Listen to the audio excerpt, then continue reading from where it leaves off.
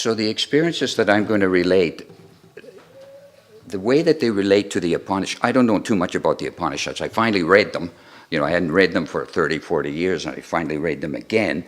And what I noticed now, reading the Upanishads, was that I felt very comfortable and familiar with what I was reading. It was like a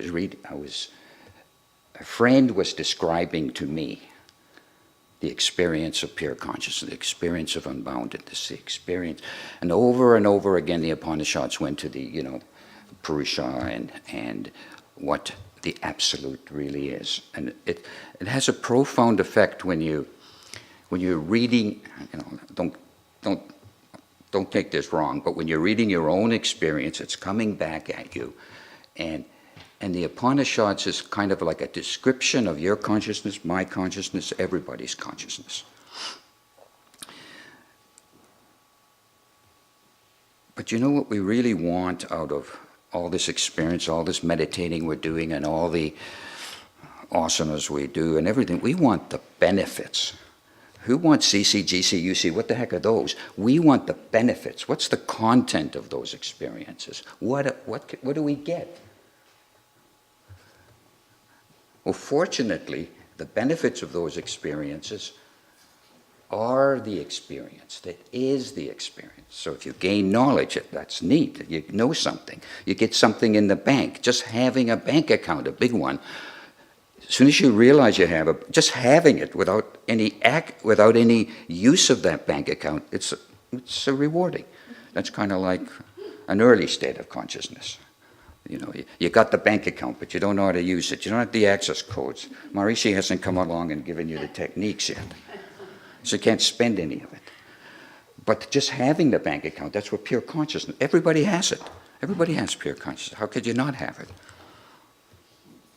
If you say you don't have it, you're making that up.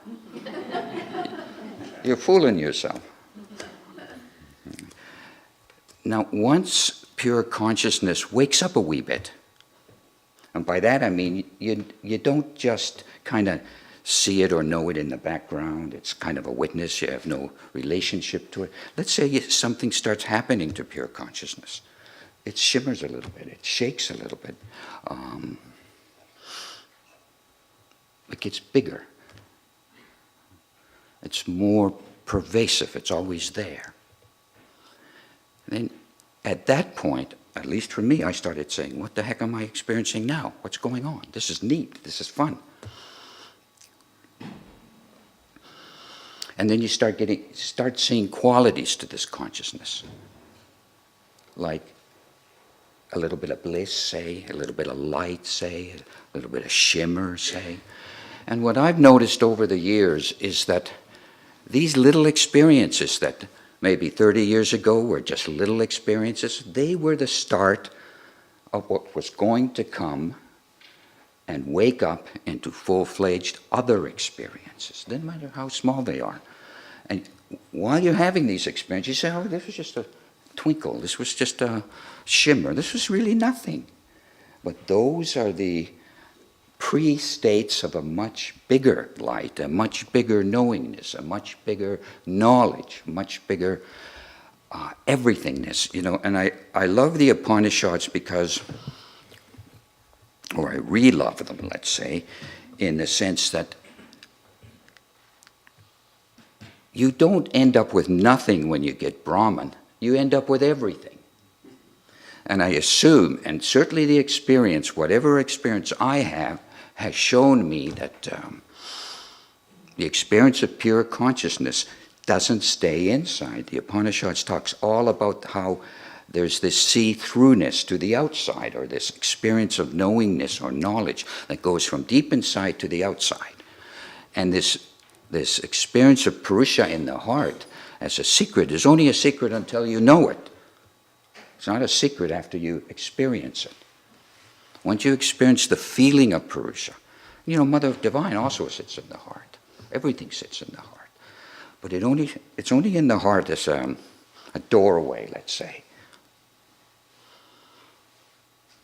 As a doorway to the whole show, the whole shebang, everything, right? Oh, I don't seem to have any trouble talking today. Yes.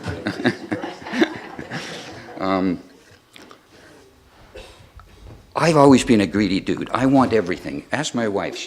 Hey, I gotta have it. If it's an experience, I want more. If it's money, I want more. If it's inside bliss, I want more. If it's knowledge, I want more. And I think everybody has that quality. They want more and more. They don't want less and less. Who the heck meditates for doing less and less? I know we talk about transcending, but transcending is only a preliminary process. We're not really transcending. We're coming out. We're coming out of the self. Eyes closed is one experience, eyes open is another experience, right?